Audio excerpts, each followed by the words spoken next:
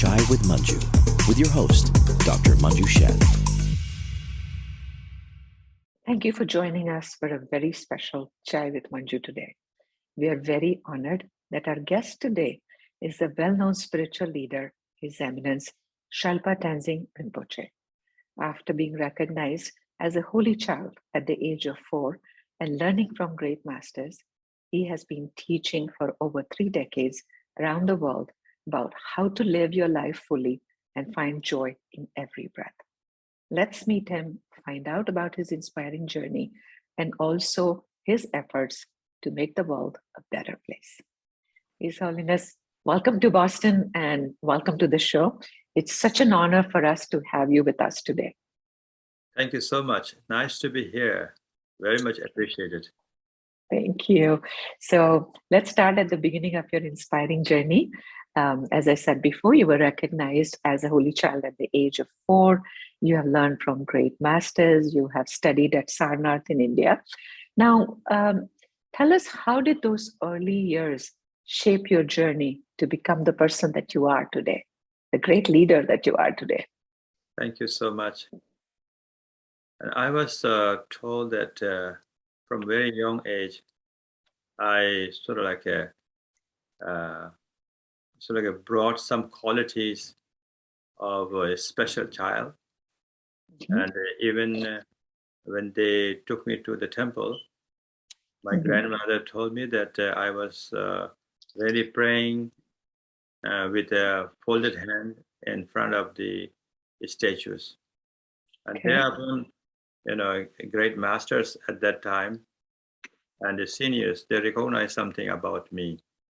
And okay. Then they have advised my grandmother that I must be kept very pure and take good care of their mm-hmm. child, that this is destined to lead and bring great service to humanity. Okay. So I suppose then they believe that very, very seriously, and they try to take care of me their best. And as I was mm-hmm. growing up, then they have groomed me by training in our traditional ways, where we have to study a ritual, and we have to practice lots of sadhanas, and mm-hmm. we have to really go through this rigorous training at a very, very young age. Okay. I remember my peers, my friends, mm-hmm. when they come back from school, and mm-hmm. a regular school, modern school, they get to play outside in the garden and on the field. Mm-hmm. And for me, my grandmother and grandfather, they strictly bring me inside the room and make me read prayers and study and memorize mm-hmm. Rituals. So I used to think that, wow, my friends are really enjoying so much. I have opportunity to enjoy like that. So maybe I was shaped in that way, because longing to have a happiness that they are enjoying. So, so always thinking about how we can achieve happiness and how we can achieve peace. So in that sense, I was really trained in Buddhist philosophy and trained in Buddhist, prayers and rituals, which allowed me to truly seek inner peace, inner happiness, and seek some kind of really balanced way of living. So in many ways, I suppose, these are the ways that sort of like really given me opportunity to really, learn to be, in that traditional way, to have some qualities of wisdom and compassion in our daily life. So, it's something like that. Yes. Now, you came to United States first time in 1988, and then, of course, you travel the world a lot. And my question to you was, do you think there is any difference in the concept of spirituality between the Eastern and Western cultures? And if there is a difference, what is the difference?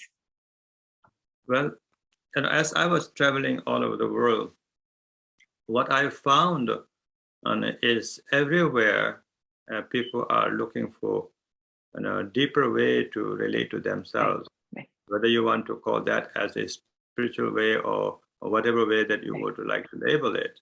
And there is that very, very similar ways that everybody, is raised and everybody is living. But however, because of the development in modern society, in the West, there is much more like openness. There is much more like a free way to like express their own rights. So in that sense, I suppose environmentally, each from the Eastern and Western, they have different like a conducive environment to really realize the spiritual essence, right? Besides that, spirituality is to be natural. Spirituality is to experience natural state of our being. So in that sense, there is no difference, because no matter whether you are from East or West, if you are able to experience your natural state of being, you are on the spiritual journey. So that's how I felt it. True, true. Now, you've written a wonderful book called How to Live Life Fully and Find Joy in Every Breath. Now, what are the three most important lessons that somebody can take away from the book and from what you teach about happiness? Well, the most important thing, in my view, is to have a clear understanding of view and what you believe in, and that is the base. So once you have a clear view, then you meditate on it, and then meditation is a second. Then after you are able to meditate and able to bring stability in your view, then you act. So you bring your action. So action of compassion. So most important thing is to have a view, meditation, and action intact, so that all these things are aligned. I think there is a possibility for you to truly, make difference in your lives. For instance, if you are able to generate conviction that you are not going to really be enslaved by your neurotic mind or your disturbing emotions, if you are driven in that way, you are not going to allow yourself to be trapped, then I think there is a possibility for you to truly renounce everything that is not going to help you on your journey and help you on your own path and help you on your life and your way of living. So that conviction is very, very important. That really brings opportunity for us to really have a very sophisticated way of living. As we are able to really renounce and generate that way with true conviction, what we develop is we develop confidence. And confidence in the view that awareness of nowness is it.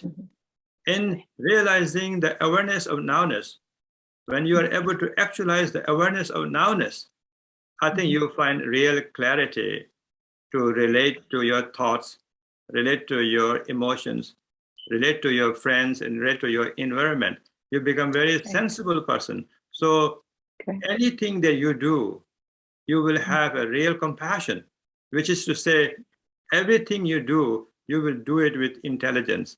You will be able to apply intelligence. So I think these are the three things I would like to consider that very important for all of us to learn and have it. Right, that's wonderful. Now, you have established monasteries around the world, and you also do a lot of retreats. Now, for example, if someone like me or millennial or even the younger millennial generation, they're always looking for spiritual guidance. Now, if someone were to come to your retreat, tell us what to expect at a spiritual retreat. Well, first of all, I would like to tell you and tell anyone that you will become the happiest person once you come to my retreat. That is guaranteed. And then, I want to tell you how and why you will be happy and happiest person when you come to retreat. Because in this retreat environment, you are in a most conducive place where you will be able to truly actualize your qualities, your essence of your Okay. being. So in that sense, Mhm. in this retreat environment, in this monastic setting, you will be able to truly shine. You will be able to truly feel so like a real contentment in your Okay. being. You will not feel that you need to change yourself to become somebody else. Rather, you will be able to feel that I can be myself as I am, with having complete mindfulness in relating to my thoughts and emotions and feelings and so on and so forth. Then in this environment where you will be having the most organic food, you will be having a very holistic way of living. You will be experiencing true sense of wellness, where you will be able to take care of your physical body. You will be able to take care of your mental state. You will be able to handle your spiritual way of living. So there is no better place for you to come on this earth than come to our retreat place. Now, what are the typical retreats like? Are they for a week, few weeks, or months? What are they typically like? Because I know I would seriously consider coming to one. Yes, actually, in my monastery in Kapan, Kathmandu, Okay. which is known as Shyalpa Monastery and Retreat Center, in this retreat center, I am now providing the most, wonderful way to live your life with modern amenities. Okay. Anything that you would need will be provided there, but you will be able to utilize these modern amenities with discernment. You will be able to relate to all this as on a need basis, not because you want something. You will not be so like a craving something. Rather, you become much more sensible person, so that you will be able to truly live in a way, such a content way, without having much to say. So after all, in this retreat center, what you will have is you will have yourself for you. And most of the time, we do not have ourselves for us. We are always for something else, somebody else, Right. somewhere True. else. True. So this is to bring to the center of your being. In 2013, Nepalese government entrusted you to build a peace sanctuary at Lumbini, which is the birthplace of Buddha. And you have said that your vision is to serve for it as a pilgrimage for the visitors of every race, creed, and color. So you are a true visionary. That's a wonderful vision to have. So tell us about this peace sanctuary. And I know you're on a peace tour currently, how people can know more and join you and share that vision with you.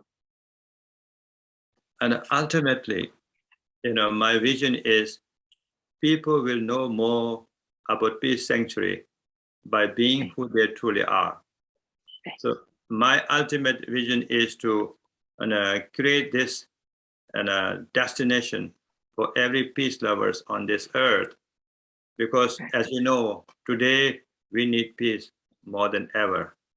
And we Absolutely. need peace in the world, and we need peace within ourselves, right? So Right. this place that I found is very, very significant place and a very, very sacred place, because on this ground, a kind and compassionate mother, Queen Maya Devi, gave birth to her child to express her unconditional love. Right. And that is very important. But at the same time, more so because she was told already year before that she will give birth to her child, but she will no longer live to see her child grow. Exactly as seers, rishis, and munis were telling her, she did not live long to see her child grow, Prince Siddhartha, and become enlightened person, the Buddha as we know it today. However, I felt that she, like all the mothers of the past, present, and future, she was willing to sacrifice her life. She was willing to take her life as a role of a mother seriously and give birth to her child.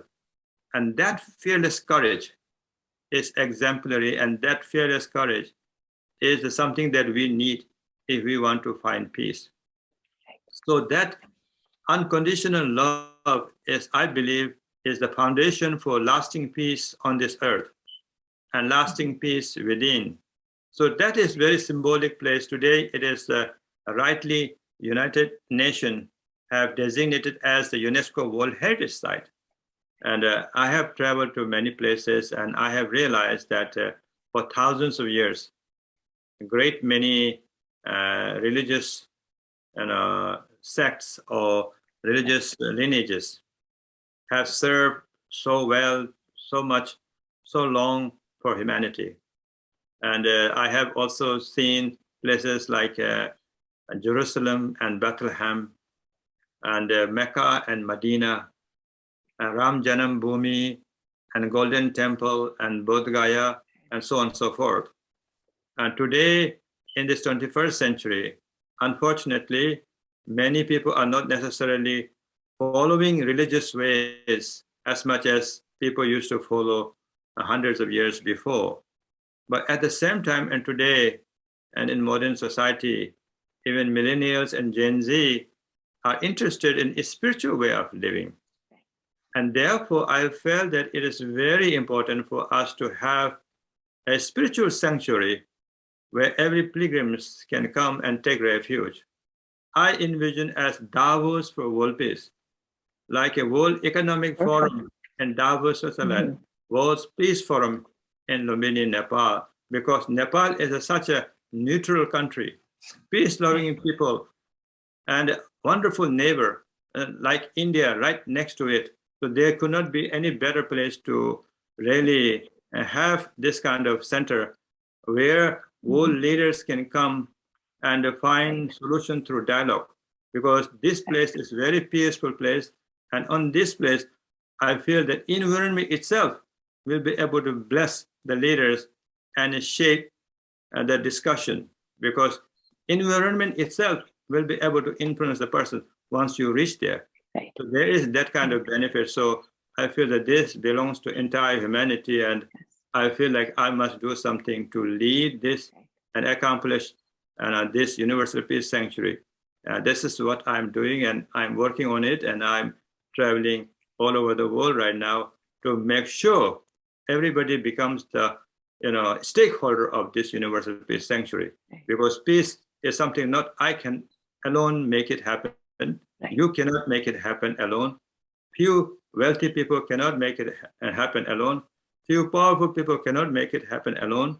But entire humanity must come together, and we must all be inspired to make this destination for every peace lovers become reality.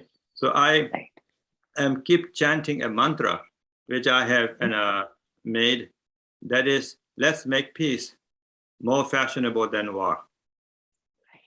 Right. True. And I love how you put it, Davos for humanity. And thank you for sharing your vision with us. Thank you for sharing your 3 lessons of happiness. And, I love what you said, that find joy in every breath. So thank you. We wish you all the best. And we hope to see you back in Boston again very soon. So thank you so much. Thank you very much. I appreciate it. Thank you.